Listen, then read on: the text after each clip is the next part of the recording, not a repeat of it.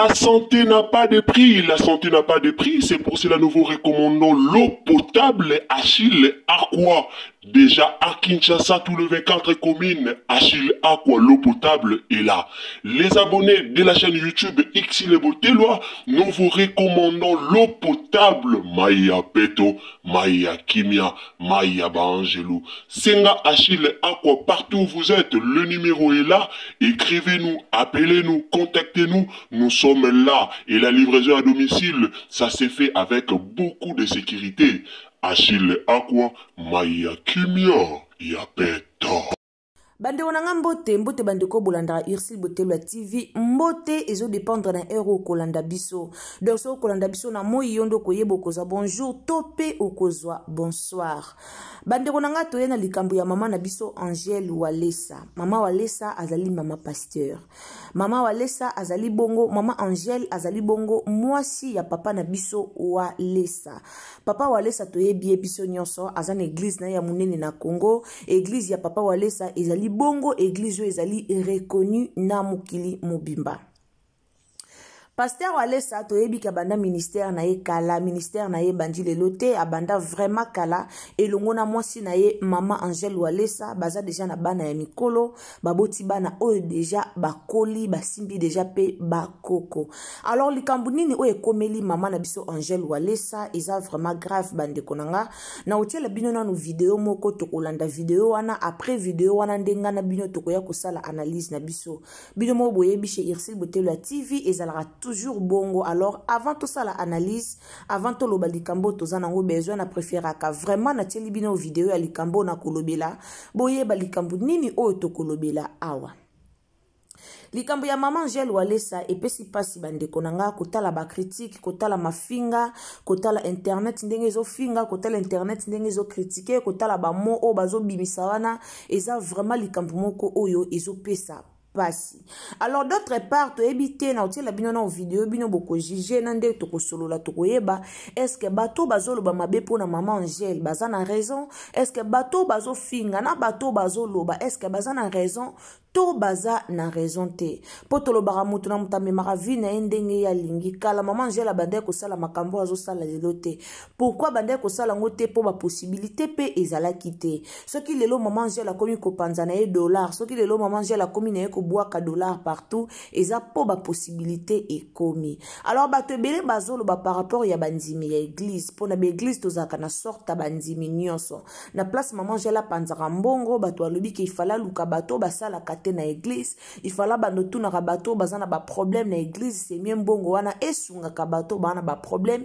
ke mbongo wana ekendaka lisusu kaka epa ya bato oyo baza na mbongo ndeti pasteur Mike Kalamba soto zuna kana ye ana mbongo na ye me bakabeli 30,000 €. Mais kota la pasteur Mike Kalamba aza déjà na mbongo na ye. Mais ana bandimi mususu o bazo souffrir na église, o bazo ya na badimi, bazo ya na bofrande, bazo souffrir makasi ba mona kandenge mama zo kababa mususu mbongo, bango bazo zo opportunité wana te eza vraiment pas si pe mawa, ezo pe sa passe na mitema.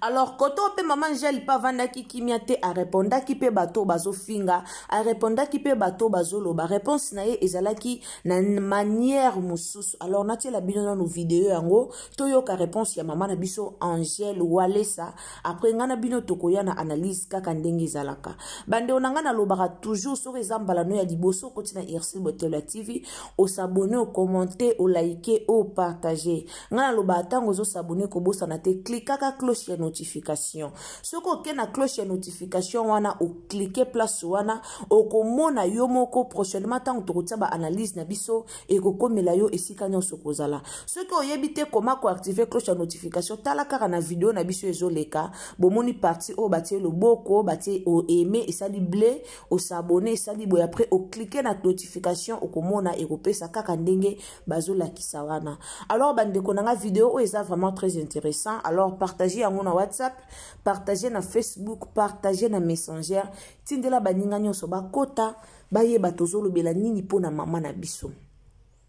baninga nyonso bakota bayeba eloko nini tozolobela awa pona mama na biso Angèle Walesa. Eza vraiment pasi pe mawa bandeko nanga komona likambo oyo bamakambo ezoleka na baeglise na biso ya Congo. Eza vraiment pasi pe mawa kote mosusu bato mosusu bazosepela me kote mosusu bato mosusu baza na esengo te. Alors natiela bino video tolanda elongo na bino, tielanga j'aime bien, tikelanga commentaire a bien eoza malamu mingi tolanda. Ngana za mutu munene Nzamba Walesa ngana za multimilliardaire nakosala makambo minene nakosala liboma kati na Yesu nakokaba ti mukolo na ngai ya suka ngana kelani mpo na kosalela yo Jésus Christ nakelani mpo na kosunga bato na yo.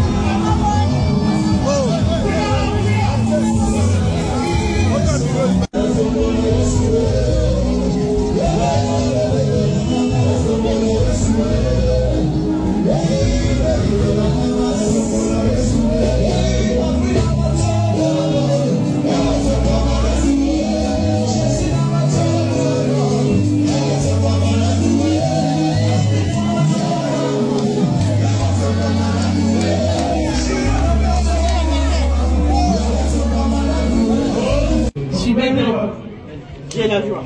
Première dans ma vie. Après ça, c'est comme s'il fallait. Maman, j'ai l'habitude de donner, mais aujourd'hui, elle donne avec colère.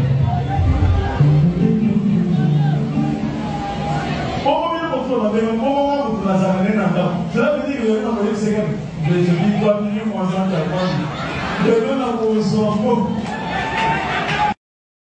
bande onanga naza si tolandi video wana ensemble na bino toyoki mama na biso ndenge azoloba. Mama na biso asali ve na ye na nzambe alobi ke ye aza mutu munene, alors aza milliardaire, donc nzambe atinde na mokili il faut akaba akokisa mission na ye akokaba po akomi na mbongo, aza na mbongo o nzambe apesi ye akobomba yango kimia te, akokaba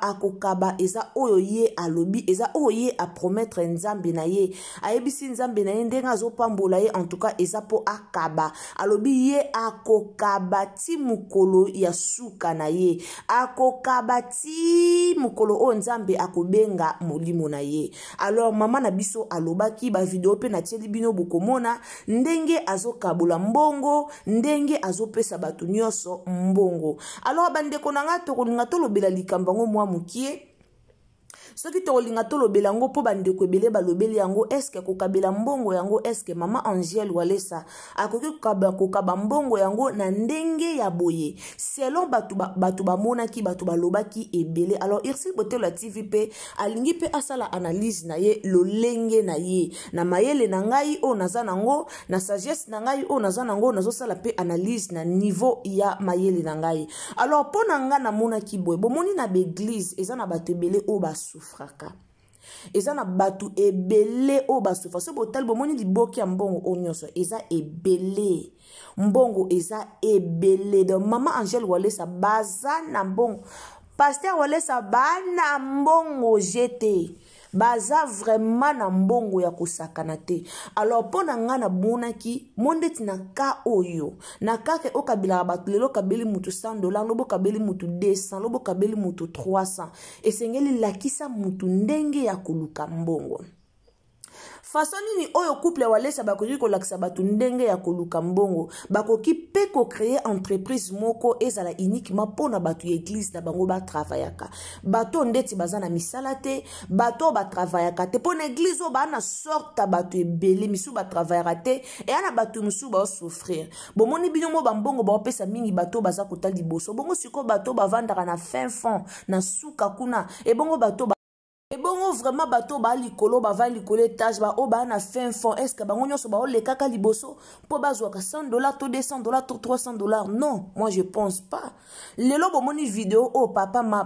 pasteur Mike Kalambay, a eu 30 000 euros. A eu 30 000 euros, ah, ou, na vidéo, oh, bomoni. Alors, papa, maman, na biso, azo kabola mbongo, azo kaba mbongo, lo kwa likamosus. Mais ce qui va biba ça, la organisation, moko ya bien, na mbongo, oh, ba, fongoli ata 2 ou 3 compagnies o bazo ko engager banzimi na bango ba fongoli ba compagnie o ezaki mundimi azo travailler pour du bon a bandozo salaire chaque fin du mois bo mona a banda te ko dépendre kaka na église ke lobi bo pesi 200 euros lobi kuna bo pesi 300 ko kabela batu mbongo bo eza ngo mabete ko bamba batu mbongo bo na kaba mbongo nzamba te apesi nga mbongo na kabula eza mabete bandeko nanga eza nango bien mais meilleure façon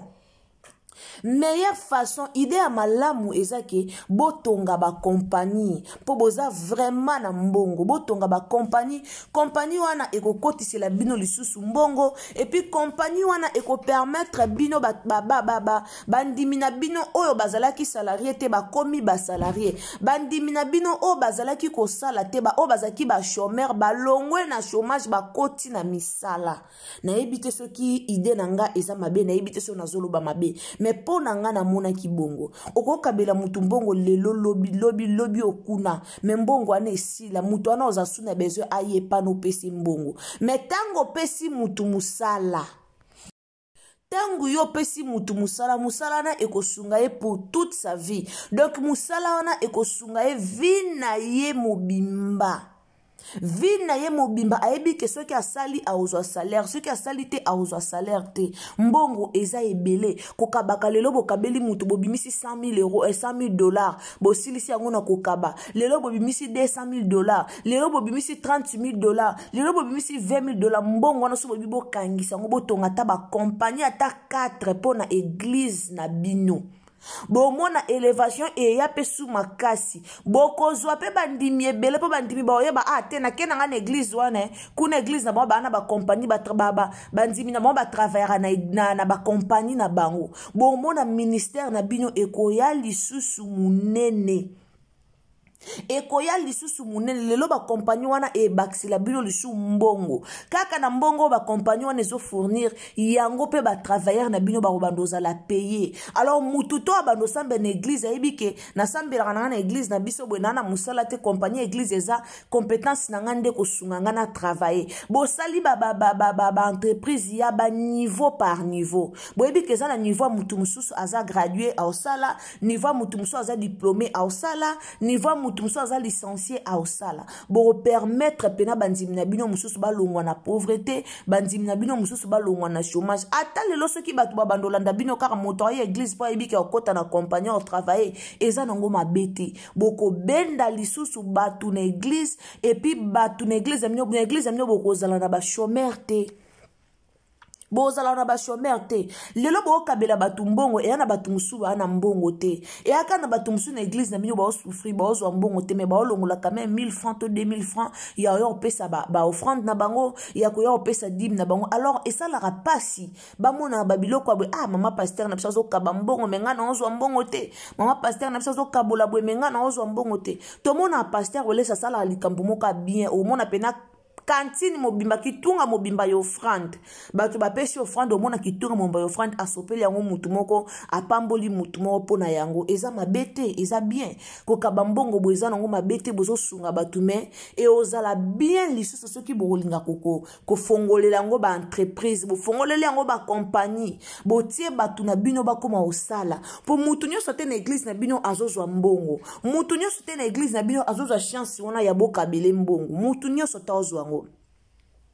mutu nyonso ta azozwa yango bato mosusu bazozwa chance wana te ya okabela mbongo bato mosusu bazozwa chance bato mosusu bazozwa chance te touti omona Herman Kasongo azalaka na Canada Herman Kasongo aye na église ya mama ya pasteur Walesa mama pasteur Walesa mama Angèle akabeli mbongo ebele afukamaki na se mama abwakeli mbongo ebele tomoni bato nyonso bazomona ndenge bozokaba mbongo mais en tout cas pona nga na opréféré bofongola ba compagnie ya église ba compagnie wana lelo ata bino bwana bo moite ba compagnie wana bana na bino bako bénéficier nango ba koko na bino bako bénéficier nango église eko bénéficier nango de génération en génération na bino eko bénéficier ka na compagnie ba compagnie o boko fongola wana lelo ata bwana bo moite bato ebele bako bénéficier nango keboka baka na bino mbongo ka bongo ko kabeza nango mabete mais bosala ba entreprise pona bandimi bosala ba entreprise pona banzimi bandime bele baoya wana baza incapable ofuta ta mbongo andaku bandime bele bazoya wana bazonyokama bazata na bambongo te oye permettre bango bafuta ta mbongo andaku mingi bata na ba garantie te mais tomona yango na l'église mundimi nyonso tazalaka na droit okutana na pasteur. Pourquoi? Parce que pasteur azaka protéger sentir à pasteur et protégeaka. Au moins mon dibi muso azana posa kuta na pasteur mais banda zo rendez-vous. Azo koka même pas kokuta na isika pasteur aza. Eza makambo elekaka o to mona o ezo salema. Eza te o ngana fonde nga moko meza makambo ezo salema. Au moins mon dibi muso azana passe azo souffrir na vie na e. A luka kuta na tana pasteur pa alele pas pasteur asunga e mais azo zo occasion wana te. Alors bandimi combien église a pasteur Walesa o bazwaka occasion ya okutana na pasteur Walesa te o bazozwa même pas occasion ya okutana na maman Angèle ba o bazozwa occasion ya okutana mingi bana bango de babonga na bango bazo pambola bango lisusu bazozwa so epakolani bazozwa lisu epakolami en tout cas bozala na pona kozala na capacité ya kosunga mutu nyonso na église esenga bofongola compagnie mutu ko okabele lipa lelo alie okabele lipa lobi alie okabele lipa lobi okuna alie mais yeba ke lipa oyo kabila e osila lakisa ndenge nini basala ka lipa lakisa ndenge nini baluka ka lipa po ye moko banduluka lipa na ye bofongola ba compagnie bandimi na bino bakoma kosala po bango moko bandozo ata mutu azozwa salaire à $200 eza mabete ze bele tanga ozwa $200 chaque fin du mois oyebite azana ako s'organiser ndenge nini na vie na ye so bosali ba compagnie ya ba niveau par niveau mutu mso azozwa au-delà mutu mso na par rapport ya niveau na ye azozwa moi c'est mutu mso par rapport à niveau na ye azozwa moi likolo et repermettre batu ba s'organiser bango moko et permettre batu te ba ya kaka kolela pasteur Kabelanga ma pasteur Kabelanga mama pesanga ta $100 mama pesanga po ezo sans blague ezo déranger bato belé to koma mona na ba TikTok soka batie video ya maman Angèle o mona batutu mama ngai pe na nelo côté maman Angèle kanisanga mama talaka nanga tozo mona batutu tout bazo commenter mutu azo commenter azo lela maman Angèle ngai pe pour non l'accès mutu nyonso ana besoin mbongo tant boka bola mbongo boye et ça la batu msu mité ma passe pour batu msu ebele bazo souffrir na église voire même quand na communauté na biso batu ebele bazo souffrir na église batu ebele bazo souffrir to boy na biso te papa na biso za motema malamu na maman Angèle en tout cas bazana mitema boboto o nzamba pesi bango mais tika nzambo apesi bino mitema ya boboto nzambo azo sala po boza na mbongo nzambo azo sala po bokaba po kokaba pe pesa mila bato nyonso te to mona ba Moïse mbiye bana ba mbongo makasi mais non to mona te ke o ba bandi pe kokabela bato yozo o balakisa to ebite so bakabara na bango mais balakisa na bango te mais maman Angèle to moni po balakisi yango na internet en tout cas nzamba lola sunga bino mama papa nzambe asunga bino vraiment ceux qui bo fongola ba compagnie pona banzimi et ozala bien ke kokaba mbongo boye eza nango pe mabete mais ezo sunga penza banzimi nyonso ya église te. Merci na bato bolandara biso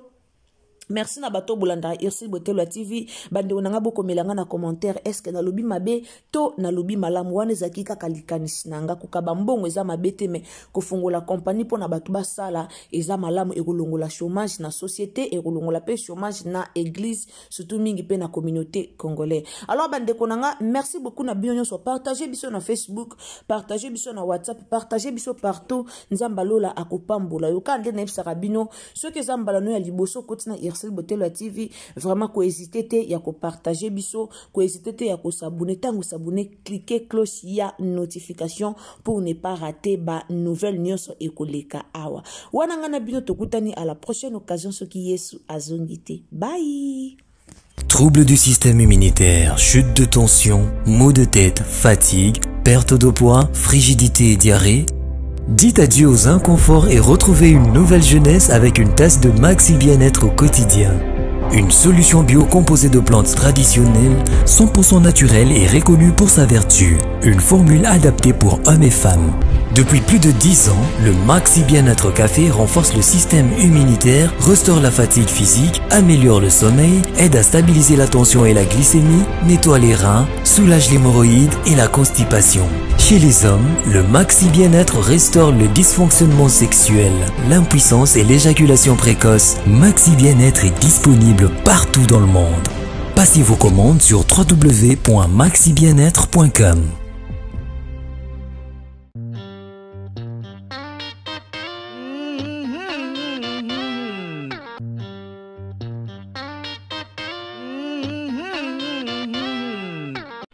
La santé n'a pas de prix, la santé n'a pas de prix, c'est pour cela que nous vous recommandons l'eau potable Achille Aqua. Déjà à Kinshasa, tous les 24 communes, Achille Aqua, l'eau potable est là. Les abonnés de la chaîne YouTube Irsil Botelo, nous vous recommandons l'eau potable Maya Peto, Maya Kimia, Maya Bangelou. Senga Achille Aqua, partout où vous êtes, le numéro est là. Écrivez-nous, appelez-nous, contactez-nous. Nous sommes là et la livraison à domicile, ça s'est fait avec beaucoup de sécurité. Achille Aqua, Maya Kimia, Yapeta.